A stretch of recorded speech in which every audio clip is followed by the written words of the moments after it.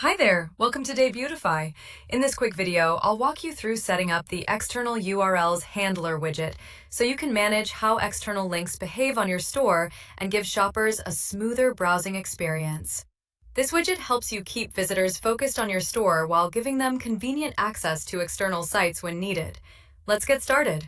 Accessing the widget. To access the external URLs handler widget, open your customized Debutify theme.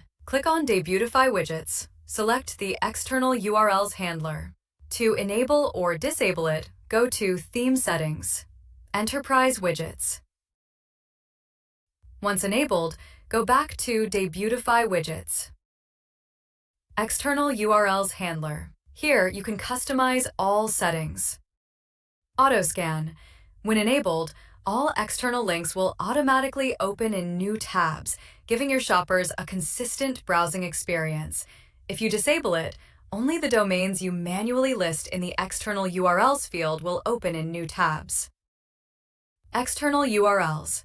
When Autoscan is disabled, you can manually add the specific domains that should open in a new tab.